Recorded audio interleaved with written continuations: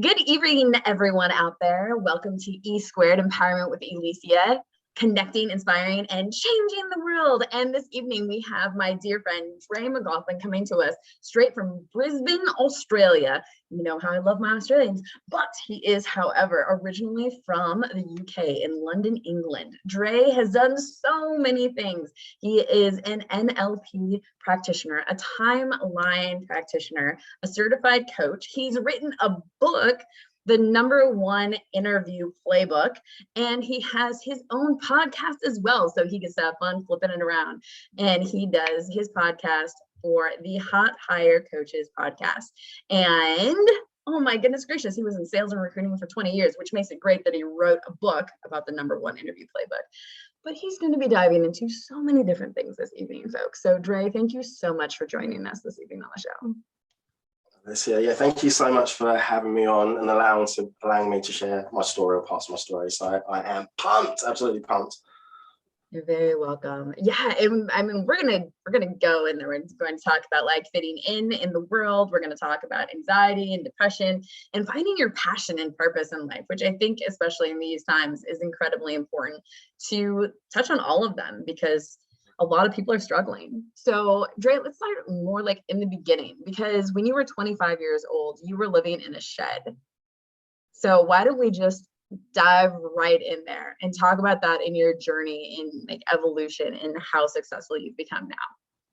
Yeah, so man, what a reminder. So yeah, when I was like 25, it would have been after a relationship breakdown. So I was in a 3-year relationship, and I found out that the ex-girlfriend was cheating on me, and that basically crushed me and destroyed me.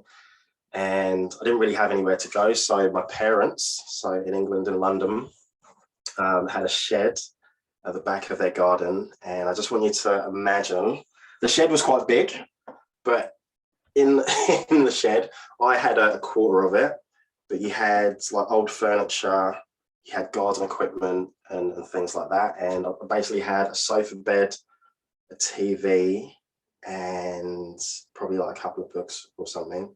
Wow. But I was just in such a place where I was just laying in bed, just smoking like lots of weed, not wanting to do anything, go anywhere, and having like thoughts about like ending it all sort of thing. So going into like a really like dark place. And it wasn't until this probably happened for a few months. And in England, wintertime, it's very cold. And for me to go toilet, so there was probably about, I'd have to walk 60 feet to walk into the house, to go upstairs, and then to, do like a #2. And I'd always lie to my parents. They were like, where do you go for a piss? And I always said that I went in the house, but I just go around. I'm a dude. Like, why would I go inside? Come on, guys. Yeah, just went around the corner. And like wintertime, it was just so cold, and I had a little heater. And yeah, for me, that was a dark time. And it wasn't until like one of my best mates came around, a guy called Zed, also here, and he was like, Dre, I've just read this book. It's a really good book. It's helped like change me. And my dad gave it to me, and I think I think it'll be really good for you. So he gave me the book. I started reading it, and I was like, whoa, this is amazing. So like, all I have to do is, like think differently or change my mindset. So I went through the book really quickly, and the book was called like The Secret. So yeah, I've got a copy of it here. Yeah, it's put it there. So by Rhonda Byrne. I'm not sure if you can. Oh, you gotta flip it over. Oh, The Secret. Yeah. That is a great book. I've read that book. That was the beginning of my journey too. Ah, okay. So it's all about the law of attraction. And so I went from just doing completely nothing for like 3 months to, okay, what I'm going to do, I'm going to in the morning get up and just go for a walk. So that's what I done on the first day. On the second day, I was like, oh, okay, let's see if I can go around the park like maybe twice, just go for a walk. And it was just little things. And then the next day was, okay, let's see if I can like jog around the park. And then it was, it ended up just being like running. And then like in the morning, like saying hello to people. So that was kind of the catalyst for me to be able to start making those changes. So I ended up getting a job, so selling buy-to-let and commercial finance for property investors. So that's probably where it all started, getting out of that, that dark place. That's a lot. It takes a lot to be able to start pulling yourself out of places of darkness. For sure. And just like the different judgment that one oftentimes feels. And so would you say that you had anxiety and depression before that, and that just made it worse, or did it stem from that time in life and then you dealt with it later? Yes. Or what would you say was the process? So that would probably be more like the depression side of things, getting really low. So that was probably the worst time of my life, like going through that. However, I'm glad, that I went through that, because life's like a roller coaster, an emotional roller coaster, and it's all about, there's going to be highs, there's going to be lows, you're going to get knocked down like 7 times, and it's just picking yourself up on that 8th time and then just going again. I'll give you an example of the anxiety, which I've never actually shared with anyone before. So your vulnerability in this platform, I appreciate that. Yeah. So I actually will take a step back. So I've been in Australia for about 13 and a half years. I moved out for an Aussie girl. So we met over in London in 2006, spent a couple of years together. And then 2008 was the GFC, so the big global financial crisis. And because I was selling buy-to-let and commercial finance, I got made redundant, and her visa had run out. And she was like, Dre, I'm going back to Australia. You're going to come with me? And at the time, for me, London was like the best place in the world. So even though I'd been on holiday to like America, Jamaica, and like other countries, like in Europe, I couldn't imagine myself, leaving and going somewhere else. So I said to her, babe, I love you, but I'm not going to Australia. And she's like, what do you mean you're not going to Australia? Well, I said, look, if I go to Australia, I'm going to end up dying. Because have you seen the movie Crocodile Dundee? Of course. Yes. Of course I have. It's like, I mean, that's when I first became obsessed with Australians in general. And then I wanted to go there for a long time, but then it was just like, but everything there wants to kill you. And I am already terrified of snakes and spiders. Like those are my things. And yeah. So I thought Australia was like Crocodile Dundee, like that sort of setting.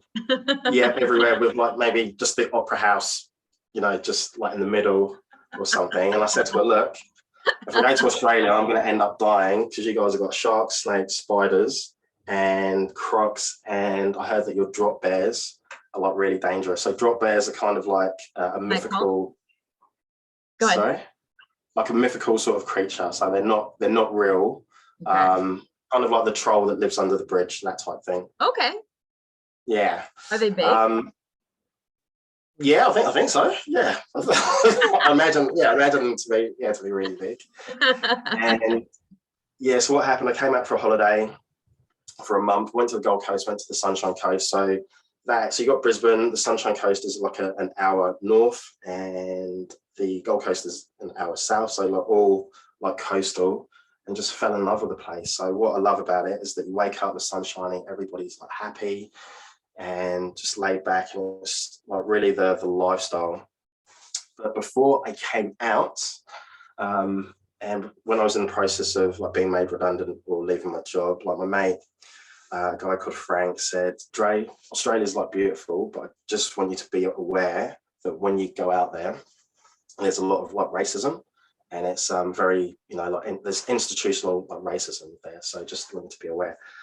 So I was like, yeah, okay, that's cool. Yeah, I can handle that. But that was something that was always at the back of my mind. And I think my ex-girlfriend doesn't even know this. So like when I came out, I was so scared and fearful of doing like anything. So even like walking like down to the shop, because I'd just be thinking like in my head that, the people were sort of like judging me, like looking at me, or making up their own sort of like opinions. And that went on for quite a while. And it would be like, nobody knows this, and it'd be like a massive thing for me to kind of psych myself up to actually like to go out and do something. So with my my girlfriend at the time, there was lots of things that she wanted to do. So there was, you know, things that we go and do, but I'd always sort of make up excuses like, oh, I don't really want to like do that, or blah blah blah blah. But yeah, so I don't really know how I got over it. It was just really getting out my own way and just doing things, and then just realizing, I guess, you know, is this really true? Like, yes, there is racism, and a lot of the time, you know, it's completely different. So like England, especially London, very multicultural. Right. Australia, not so multicultural. And the part about me fitting in, so if we take a few steps back, so I was born in London, and I moved to a place called Basingstoke, which is an hour south of London, so in England. And myself and my parents went from living in a multicultural area to a predominantly white area. So it was, I guess we were like one of the only black families there, and there might have been a few sort of Asian families. So where I was brought up, you know, I was like bullied and like teased, and for me not to be sort of like bullied, I worked out that using humor was I guess my sort of like superpower. Yeah. So I felt like growing up, I didn't really fit in because I was a black kid in a white area. And then going to London, so most weekends we'd go up to London and we'd see like my cousins, so like big black family, like Jamaican heritage. And with them, I felt that I didn't really fit in with them because I wasn't with them all the time. I'd see them maybe once a week or once every 2 weeks. So they were all very close, and because I spoke differently, so growing up I was really well spoken, and yeah, I'd get called like coconut and like things like that. So as a kid, that's yeah, that's pretty hard because all you want to do is just like fit in. Yeah. So you're trying to fit in at school, but you're like different, and then you're trying to fit in, say like with like your family and your friends, and like you're different, and that was really, yeah, really tough, and that's something I don't really talk about, and I don't really sort of think about as well. So it's yeah, it's good to be able to have this conversation. And then going to like Australia, moving into like predominantly like white areas as well. So it's kind of what you're used to. So your environment plays a big part. Yeah. And it's similar to like, you know, when you get in a relationship and say with the partner that you get into, if they might be slightly, what's the best way for me to explain this? If they might be slightly, this is just an example, I'm using this as an example, say like sort of like abusive. So say, for instance, like your mum or your dad were like quite a bit abusive. So the partners that you'd be attracted to would be abusive. And it's not until you're actually aware that that's happening that you're able to make that change. So that's just an example, so people understand. So yeah, fitting in, it's I'm quite lucky because I'm the type of person that can make lots of friends because of, you know, that I've learned to be able to do that. However, people that are really close to me, there's very far and few between as well. So how I kind of look at myself is probably a bit of a lone wolf, really. So yeah, I know that feeling.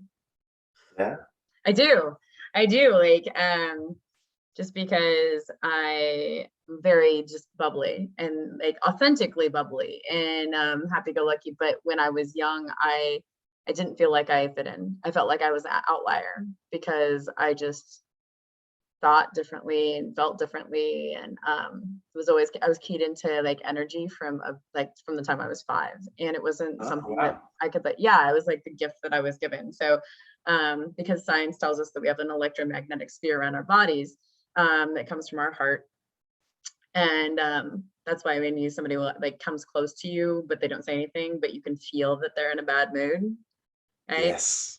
So I could feel that at a very close range from the time I was 5. And I had this giant heart, like I wanted to help. I felt that I was such a strong spirit. It was so big that I could hold the whole world's pain as well as my own, so that no one else would ever have to hurt. From the time I was Wow. 5. That's huge. Yeah. And so that's like such a different way. I mean, like kids are kids, right? And I would play and do little kid things. And oftentimes I felt like I was sick but nobody could figure out what's wrong with me. Because like if somebody had a headache or a stomach ache, I would just like lay hands on them and they would get better from an energetic standpoint, because I was No very way. empathic. Yeah, and it was crazy. But like people think about it, you could think about it so it's doesn't sound quite so crazy from the standpoint of like Reiki or energy work, things that people are more familiar with. But I did it intuitively from the time I was small. But instead of like rounding it through your body, I had held it in my body, which meant that by the time I was 15, I had ulcers and I had headaches and I had low back pain and different stuff. And so like I would remember days that I felt well instead of other people remembering days when they felt sick. And I'm still trying to be a kid, but I just always felt like I was different. And so on the front end, I was like very happy and making friends, but then I'd go home and I had a whole bunch of depression because I was in pain and I didn't feel seen or heard or understood. I have a good family. Like they're loving, they did the best that they could, but they're like not every, but most families have baggage. But yeah, so, and then growing up, and then going into college and moving, I was good at making friends, but nobody was close. Right. And then I was in a relationship, but he would never come anywhere with me. And so it was just like never getting to build those memories with a person, even though we were together for like 6 or 7 years.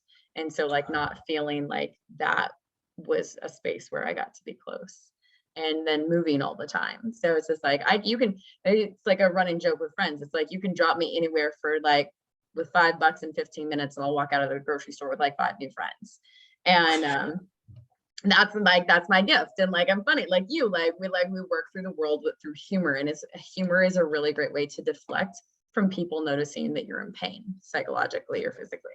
And so yeah, like I know a ton of people, but when like things get hard, it's like, who do you call? It's like you go through, it's like, holy shit, I have like 1,000 phone numbers in my phone, but I call maybe 5. It's good that you call someone. Yeah, it's just like family or friends or somebody, but then it's just like, so sometimes when you move to new places, like you don't have somebody, and sometimes I don't call anybody and I just work on my own stuff or whatever. But yeah, all that long little bit to say, like, I really do understand. Can I ask you a question? Yeah, can I ask you a question? So you mentioned about that you took on everybody's I guess like pain, and you kept that in your body, and then you became sick, like with ulcers. How did you, or when did you learn to, I guess, to channel that out so you didn't store it in your body? 19. 19. And what happened?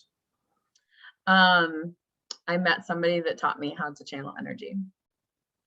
Oh. And then when I went to massage school, I learned on a more efficient manner and whatnot to be able to channel and distribute.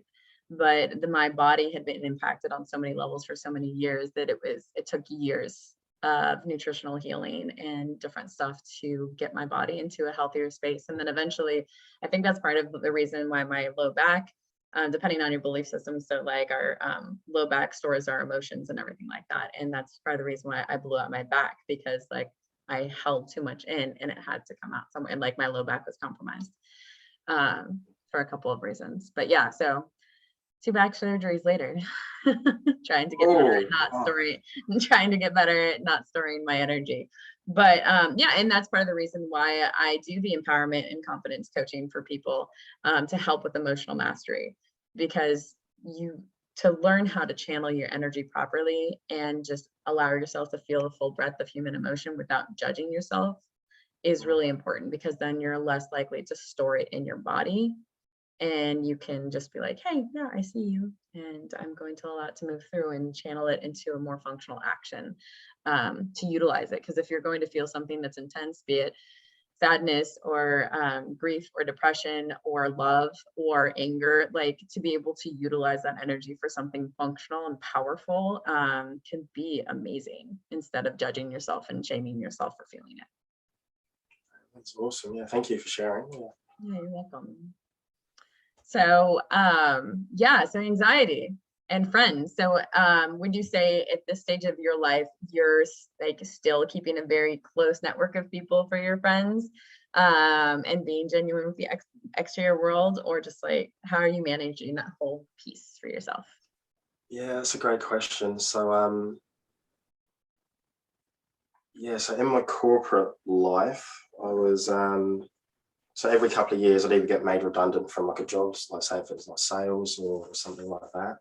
And being in that world, I was also very, let's say, fearful and like anxious about having a paycheck and kind of playing the corporate game and not speaking up for myself and not saying what I really wanted to say, like I thought and felt. So yeah, there would have been anxiety there. However, it's not until I started my own business where I just felt free. So it's everything's on me, and I'm at a point now I don't care. So I don't care whether you like me or you don't like me, because I know like the world, there's 8 billion people. So not everyone's going to like me. Not everyone's going to like my dad jokes and the way that I put myself out on social media, and I'm okay with that. So as long as I'm, yeah. Sorry, they're my favorite. I was just like, yes, dad jokes. Sorry for interrupting. So as long as I'm adding like value and I'm contributing and I'm growing like myself, because that's two of my top human needs, are growth and contribution, then those are the most important things to me as well. That makes sense.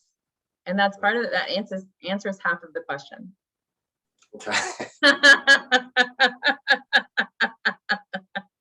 And we can move on, or you can answer that. All right, so I think I've just lost my train of thought. So what's the question? It's totally fine. Happens all the time. It was a complex question.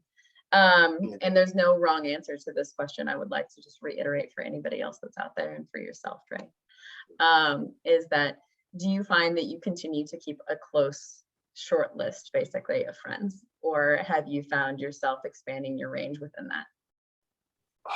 That's a question. So yeah, I'm trying to think how big my circle is. It's tiny. So it's not expanding. However, I am sort of opening my heart a bit more to people and understanding like their situations. And I know that everybody's different. Everybody's not like me.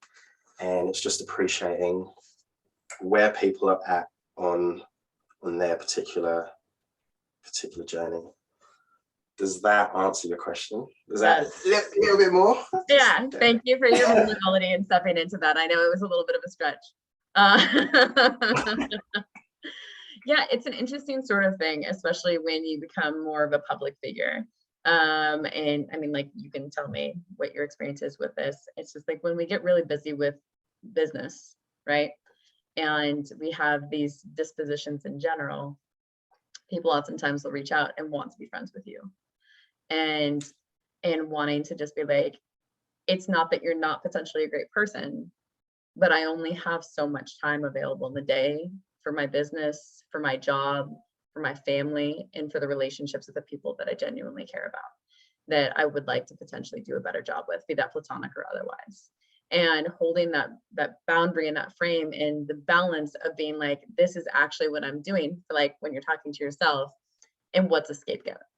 Like, what are you doing? Like, is this a protective mechanism and you're saying like, no, I don't want to do this? Or is it like, no, this is really where I'm at and what I'm trying to focus on, and I can grow this much within the frame that I want to dedicate to myself. And every once in a while, if you find somebody you really hit it off with, you can like pull in a little bit, but being clear with them, being like, I have this much time and this is how I need to operate with you if you want to be part of that sphere, and don't take it personally. I love that. Absolutely love that. So yeah, so with me, I'm very similar. And I guess how I look at it, so putting myself like out there on like social media, most people would assume that I'm an extrovert just from what their perception of me is. Sure. However, I'd say I'm more of an introvert, and it takes me a lot of energy when I say either put myself out there or when I'm socializing like with people. Because if I had the choice, I would be sat at home like working on my business, working on my computer, instead of being like out there socializing like with people. So I definitely am someone that needs to regroup and protect my energy. Is probably the best way that I can put it. Yeah, definitely. No, I feel that. I used to always think of myself as an extrovert, but now I've realized. So I used to be like almost a professional Latin dancer in my 20s, and I dance like hip hop. Did you say Latin? Yeah, Latin. Oh wow! Like Wow, salsa, awesome. sing like freestyle, you know, like all those different things, bachata, cumbia. Yeah, it's like that. I've got hips and they know how to move. Like really. And I'm a horse rider and a Latin dancer. It's just like the story writes itself. Oh man, yeah. But anyways, I also used to play the flute, so like we could go on for days with bad jokes. And first chair flautist when I was in middle school. Yeah. Anyways, like wrapping back around from our silly thoughts.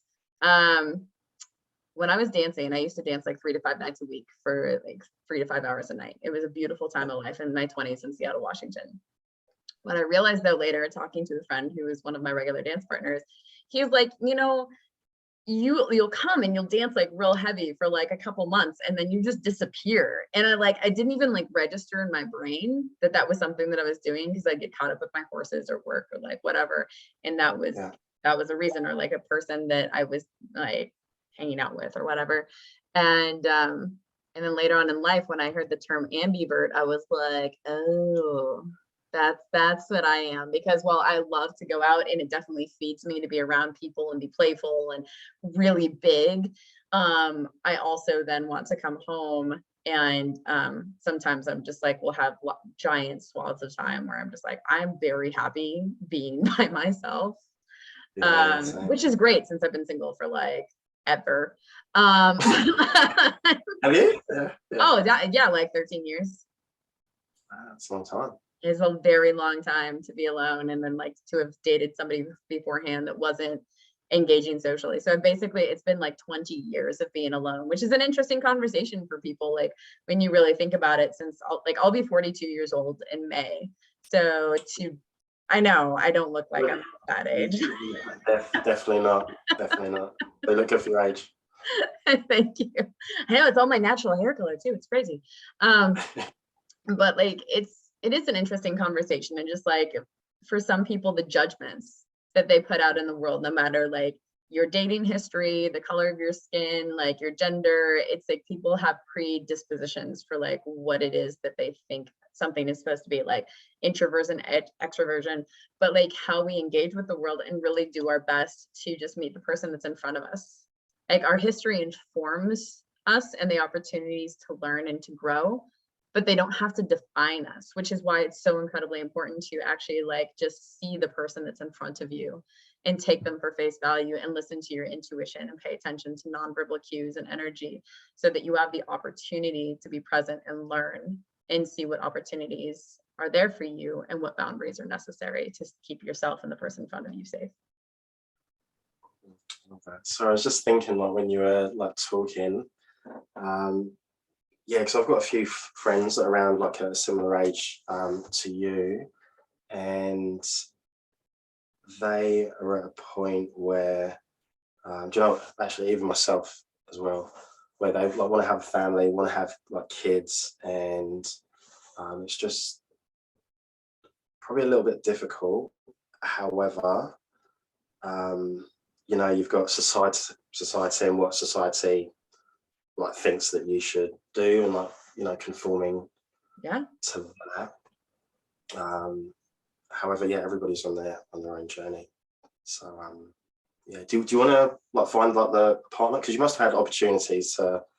You would be shocked at how rarely I get asked out on dates. Really? Oh yeah, it's exceedingly rare. Yeah. Exceedingly rare, especially if I'm not on a dating site like Tinder or Bumble. To have like a man like actually walk up to me on the street and ask me for my number or ask me out is just like practically unheard of. Would you ask the guy out? So if you saw Absolutely. like Absolutely. Yeah. I hollered at a guy just like 3 days ago, like outside of Bed Bath & Beyond. Like he'd smiled at me and like chatted at me for a second. I'd like, he was at a different checkout line and he walked past me. And like he was handsome. He was handsome. And he was like tall and muscly and had this nice jaw, and he was like all kinds of yumminess. And I was just like, there was this great country vibe going on. I'm just like, everybody likes what they like. I happen to really like men who are tall and like built like they can pick me up and not drop me on my ass. And so it's the country girl in me. Like, I'm sorry. And I'm not a tiny twig. And anyways, so he walks out, and I walked out shortly after when I checked out, and he's maybe like 30 feet away from me in the parking lot. And I hollered at him, like literally yelled like across the parking lot. And I was like, "Hey, handsome." And he turns around. I'm like, "Are you single?" And he's like, "No." He's like, "No, I'm sorry, I'm not." And I was like, "Oh, man, that's really too bad, because I was going to ask you out to dinner." I love your confidence. Yeah, I love that. Thank you. Because I mean, like in those sorts of situations, I mean, like moments are fleeting. And if you don't just put yourself out there, then you miss every shot you don't take in life. And if you're securing yourself to just be like, you're not invested in whether or not that person says no to you, you have no idea what's going on in that person's life. Yeah. And like, he said no. And I was like, no big deal. And he was like, "But thank you so much for asking." He's like, "That makes me feel really good." Yeah. And I was like, "Yeah, absolutely. Like, you have a great day." And he's like, "Yeah, you too." And it's just, and because there's a boundary. He's in a relationship. I'm like, no problem. I have no need to cross that. I'm not interested in getting into that unethical mess, you know? And clearly neither was he, because he said he wasn't available. Yeah, do you know, there's so many, I'm gonna say, people that'd be too scared to do that because of, you know, being like rejected and what that would mean for, oh, I'm not good enough, or, you know, like my self-worth and things like that. So it's awesome that you've done that. I love that. Thank you. Like, and on the flip side of that, it's just like I travel all the time, right? And I get tired of always having to put myself out there, because that's what happens. And I've done different experiments like over the years. It's just like, okay, everybody's like, well, it's like, if you wait, and like they'll just show up if you stop wanting it. And I'm just like, okay, tried that doesn't work. And then you know, like pursuing people, and it's just like, cool, like tried that didn't work.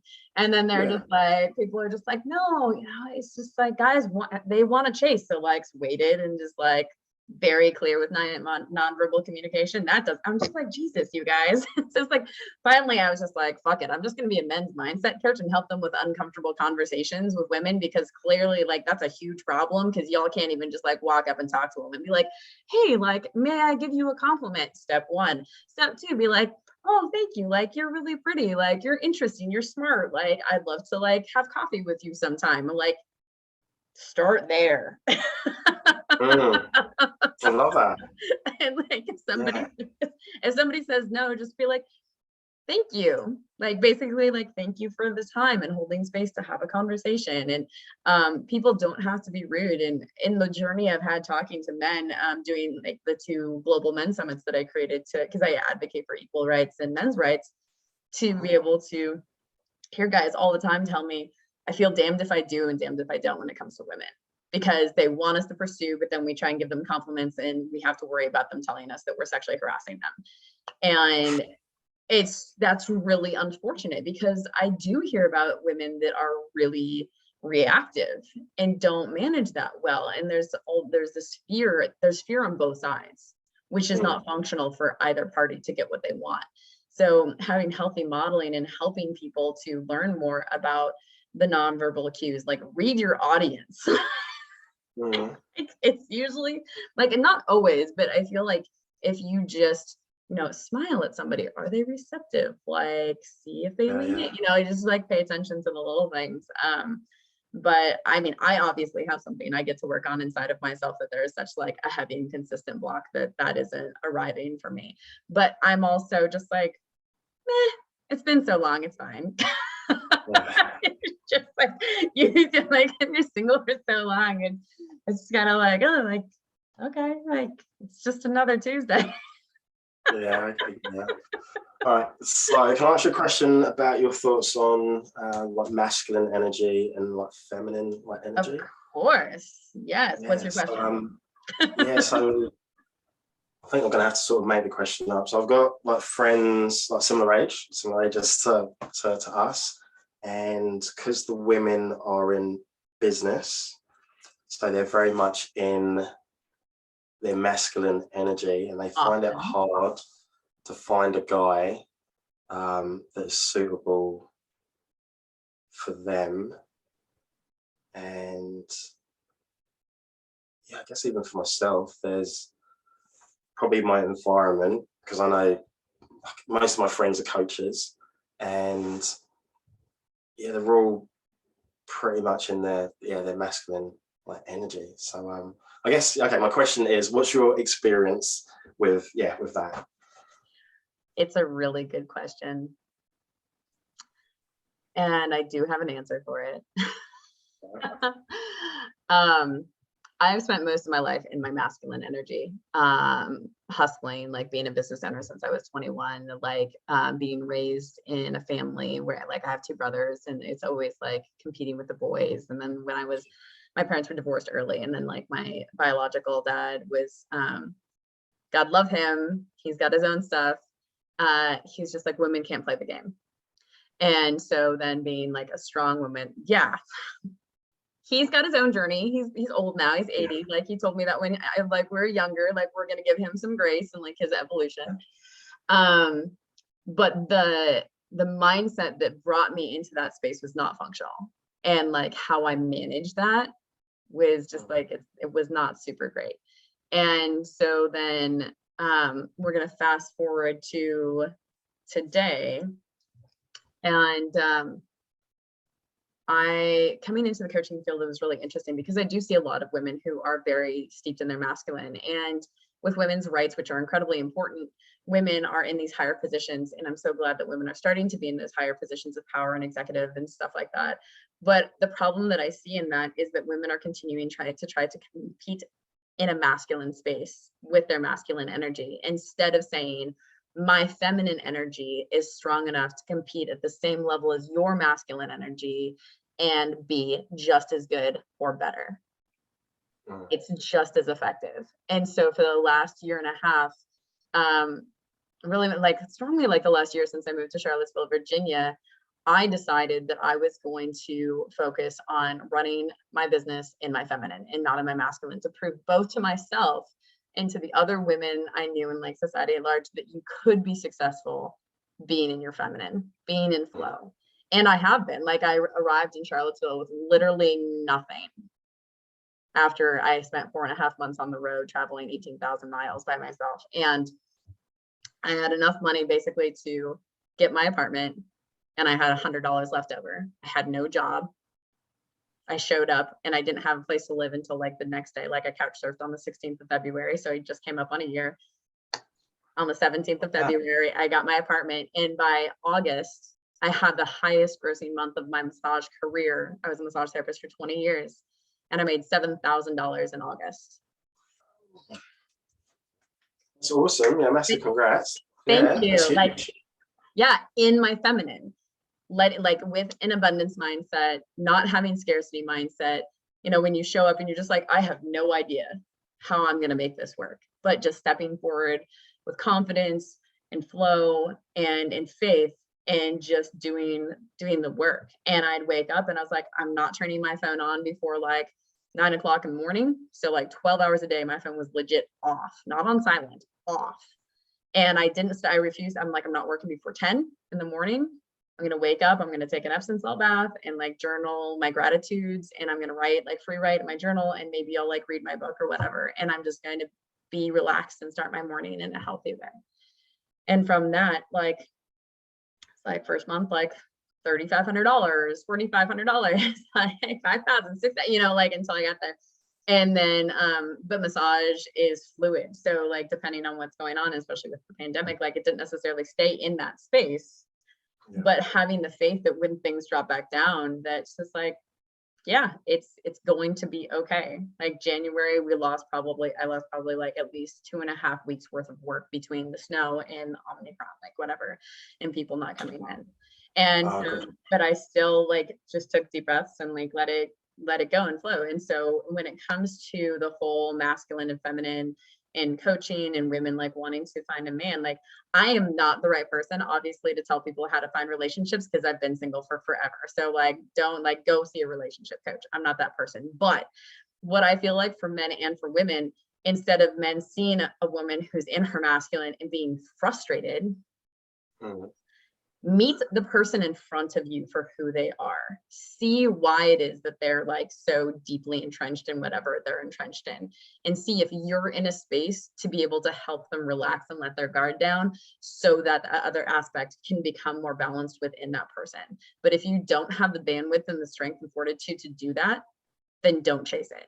Don't try and push that person. Don't try and change them. Don't try and be like, well, you're too much here and I can't meet you. Be like, that's a bullshit conversation. Like, own where you're at and own how flexible you're willing to be while still being able to stay in your value system in alignment with your truth. But if you just get to know somebody as a person first, then you decide what investment that you're willing to give to that person to be flexible, to be adaptive and still be in your values. And because like most of the women that I know that are in their masculine, they would love nothing better than to be able to drop down into like a relaxed space of femininity and flow and be held in a healthy masculine, not in a submissive way at all. It's not about submission. It's about being able to come back into a place of balance because the person in front of them shows up in a way that is consistent, stable, and real, without expectation, without ego, and with genuine care for the person that's in front of them.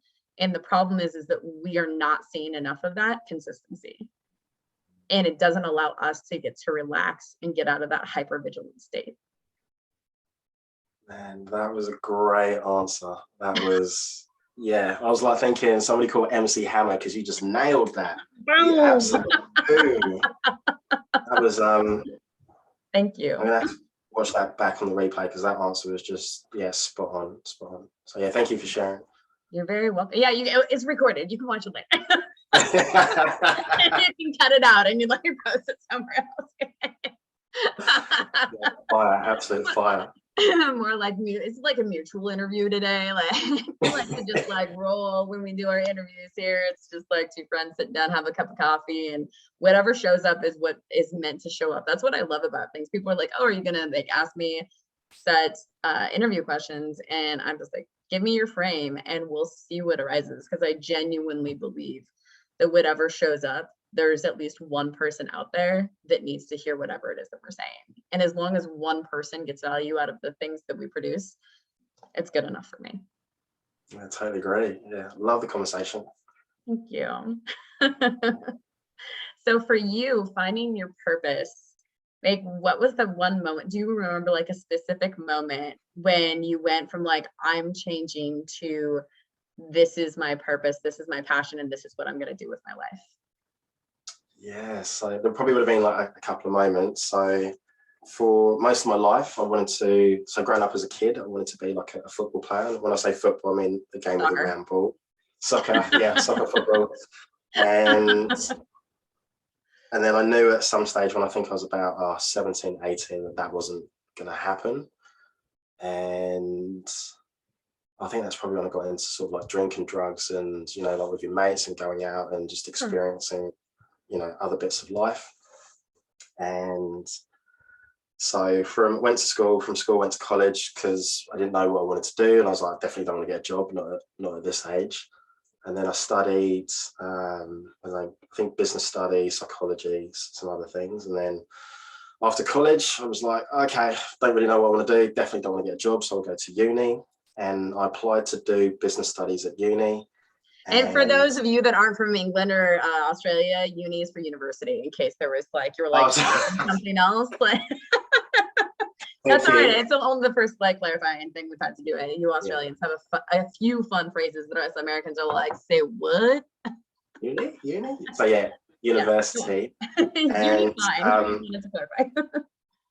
and the university came back and said, oh, you can't do business studies. However, we've got another course, which is called Business Information Systems Management.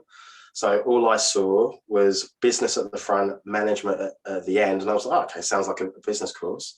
But when I'd done it, it was basically like an IT course, with like networks and databases. And that was, am I allowed to swear on here? Or? Absolutely. Boring as batshit. And very tame. I say way worse than fun here now. And then what happened after that? And I failed my second year. And then I was living away from home, just experiencing like uni life and everything that goes on with that. Moved back home, went to a university in London, and then done a course, multimedia technology and computing. And then when I finished, I got into like real estate because I thought, okay, I don't want to do what I've just studied, because I couldn't imagine sitting at a computer all day, even though that's probably pretty much what I do now. But sitting at a computer all day, like doing, even though I am quite creative, but doing that sort of stuff. And I was like, okay, how can I make like shitloads of money? And then I looked, I think back at the time, so that they didn't have Google back then. I think it was Ask Jeeves. Oh my gosh, I had forgotten about Ask Jeeves. That's so funny. Yeah, so I'm sure it was that website that I typed in what are the most top professions, like top 10, and it had, you know, lawyer, doctor, blah blah blah blah, and then I saw like a salesperson, like real estate, car sales, and then I was like, oh, real estate, yeah, I'd love to do that. So that's where I got into sales. However, where I'm going with this, for most of my life, I've never really known what I wanted to do. So sales, the way that things have worked out for me, like with the universe, everything that's happened has helped me from where I am like today. So doing design like on websites, I've created like my own website, like the sales, being able to like sell my programs, and just say everything's kind of fitted in. However, I believe that back then, if I would have made a choice, instead of just coasting like throughout life and not really just seeing where life takes me, then I feel that I would have gotten to my goal or my goals a lot quicker than just going with the flow. So yeah, so I'm giving you a bit of context there. So when I started my business, I had a full-time job, and what would happen is I'd finish my full-time job, I'd come home, and then I'd just lay on the couch and just watch TV like all night. And that happened for months and months and months. And my excuse to myself was like, oh, I'm too tired. I've just worked all day. I'm too tired to work on my business. So I'd heard about a guy called like Tony Robbins, and like people have said about like going to like his events and all of that. And I was like, oh, okay, he's a motivational guy. I'll go to his event, like maybe he can like change my life. And then when I was speaking to the sales guy, they were like, yeah, the ticket's like $800. And I was like, what did you say? $800? It's like, you're like, yeah. Say again? Yeah. And I was like, does that come with like a PlayStation, Xbox? Does it come with anything else? Hotel room, you know. Yeah, accommodation, flight. And like the sales guy, yeah, really good guy. He actually upgraded me. He was like, look, if you're going to go and spend like 4 days to unleash the power of UPW, then you want to have the best experience possible. So I think I upgraded to Ruby. So I was on the side, and that experience was like one of the best experiences of my life, because I was more clear on what I wanted to do. And I've met so many people like-minded people that we're all, we want to help people. We want to like have our own business or do whatever it is that we're doing in our career. And so that was the big thing that really changed me. But then I went to Date with Destiny after. And Date with Destiny, that's so spending $800 and then spending, I think it was like $5,000 on the ticket. And then I really got to learn about, I think you've mentioned about, like values, your beliefs, like your rules for life and what my purpose is. So for me, I believe my purpose is to help inspire and motivate and empower people to take action towards their goals. And as I mentioned before, my top human needs are growth and contribution. So yeah, so answer to your question, I know that I've gone about it a really long route. It would have been going to that Tony Robbins event was like, okay, boom, I'm so clear on what I need to do. However, like having your own business is, you think it's going to be like that. It's not, it is very much a roller coaster. Emotional roller coaster, and it's a spiritual journey. And I remember my very first business coach was a lady called like Pushpa, just beautiful lady. She was like my business coach, and when I got into business, all I wanted to do is just, all right, tell me the strategy, just tell me the steps, what I need to do.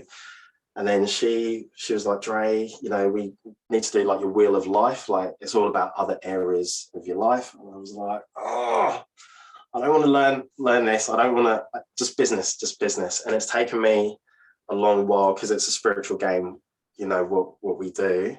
Yeah, for sure. And you probably hear that it's 80% mindset, 20% strategy. And yeah, so it's not just business, like other areas of your life all have to add up. And it really, for me, it was just a case of me just getting out of my own way. I feel like everyone on the planet can resonate with that statement. Yeah. All the time. Yeah, no, I really appreciate all of your vulnerability and your wisdom and your candor this evening. Oh, thank you for having me on and letting me, sharing parts of my story. Yeah, you're very welcome. So I'm curious, in your journey and how you're empowering people, what are some of the main things that you hear that people are struggling with right now? The main things, number one would be self-belief. So people not believing in themselves. Number two would be, confidence. I think those, I'll probably call them cousins, brothers and sisters, are quite similar. And it's probably the things, it's like things that we don't know. So, so a lot of it comes back to, I think all of us, everyone's got like mummy and daddy like issues, whether like one or both of our parents were like physically or emotionally like not available in like one instance, and that plays a major sort of impact, but we don't know it until we start doing that inner work. And really what people just need to just work on themselves, do the development, the personal development, because it's difficult when you don't know, because you need someone else to kind of to help you. So that's why it is so amazing, like getting a coach as yourself, getting a life coach, a mindset coach, even a business coach, to help you to get to where you want to be. And it's just so much quicker when you've got someone there that can that's done it and can just guide you to where you want to be. Absolutely. I appreciate you sharing all of that. You're so welcome. I'm curious, off the top of your head, out of the clients that you serve, how many of them would you say are people of color? Oh, that's a great question. So I'm going to think about, so my current clients, or the ones that I help with authority, like branding, are all white. When I was, because I started off as a career coach, then I'd probably say, this is a great question. I've never even thought about that. Great question. I'd probably say 20%. Yeah, so a lot of my clients are, in Australia. Yeah, so that's a great question. Great question. I love that. Yeah. that is one of my favorite questions that I've ever been asked. Yeah. Yeah. Do you have any thoughts in regards to why that might be, that the percentages are so low? I think probably because where I am, like in the world. Sure. And like the people, and like the people that I speak to every day. And oh man, we could go so deep on this. This might be a conversation for another day. And then like now I'm thinking that I should be helping like more people. Yeah, in like different countries. Okay, however, oh man, it could be because a lot of the people that I help now have, got their own businesses, and that is a conversation for, because we can get really deep on that, and then like demographics and socialism and things like that. That's sounds like there's more time for you to, like, as we say in the horse industry, like lick and chew on the subject and like process the question to be able to come back and be like, like I really thought about it, and now we can have a deeper conversation about the why. Great questions. Yeah. Thank you. Is there anything else that you would like to share with the audience in regards to your experience as a person of color, both in Australia and the UK? Any resources, any important messages of how we can help people in the different communities? Yeah, so the only thing that I would say is that the only limits that we have are the limits that we place on ourselves. So,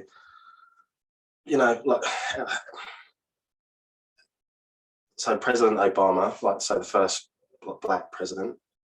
So I believe that anything and everything is possible. So this is a Tom Billiard quote, so it doesn't matter who you are today.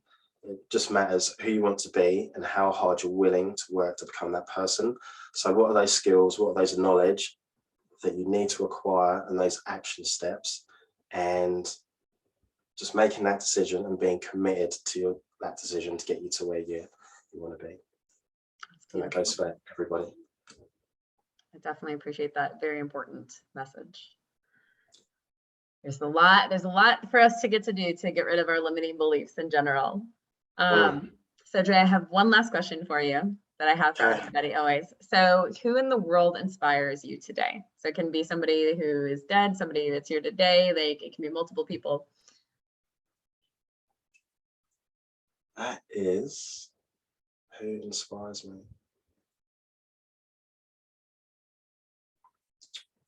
I'm going to say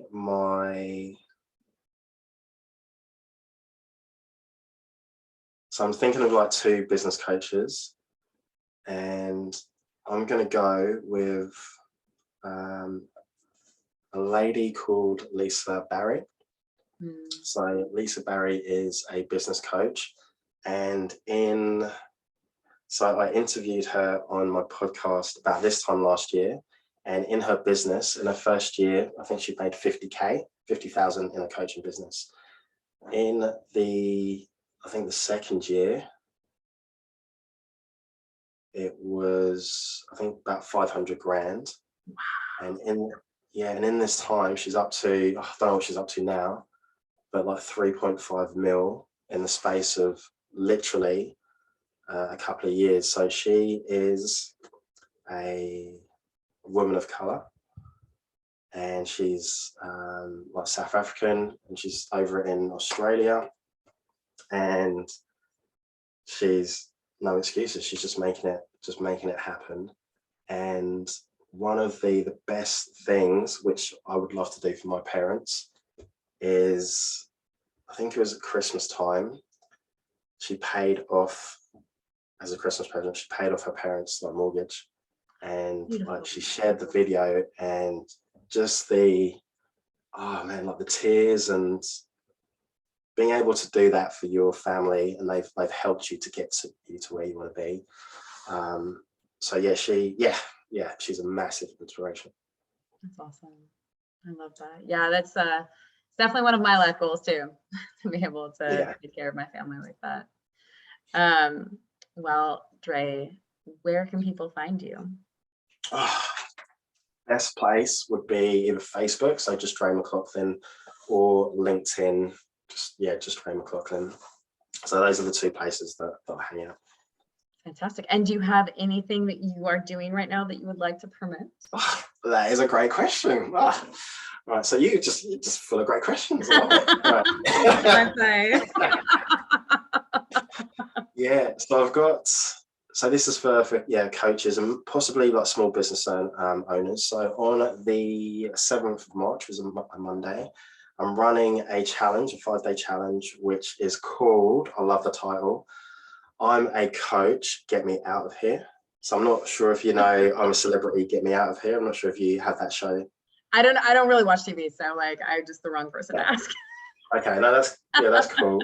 So it's based on that theme, and it's a content creation challenge. So we're going to produce a month's worth of content in literally like 5 hours. So coaches struggle with, I don't know what content to put out there. I want to be like original, I want to be authentic. I want it to be engaging. I want to have like a call to action for people to, to like engage. And so yeah, that's going to be running, and yeah, really looking forward to that. So if there's any coaches out there that are interested, then it's going to be fun, it's going to be fire, and it's going to be valuable. Of that, I have no doubt. I too am putting on a coaching program for 6 weeks for men's mindset coaching to help men to have epic relationships through helping them to be guided through healthy and uncomfortable conversations. Healthy and uncomfortable conversations with women. I know that seems kind of strange to put together, but for you to get to have those conversations so that you can live your most authentic life and have better relationships with the women in your life. So that starts on March 8th. So a day after Dre's. But if you would like to be on the show at any time or do empowerment coaching with me, please come check me out at www.globalequineaffiliates.com or on Instagram at Elysia Buss. So Dre, thank you again so much for coming onto the show today and sharing your story and everything else and being so brave and so vulnerable. I honor you tremendously for that. Yeah, thank you. It was awesome. But I appreciate you having me on and allowing me to share parts of my story. You're very amazing. Welcome. Thank you. Well, everybody, until next time, we will see you later. Bye.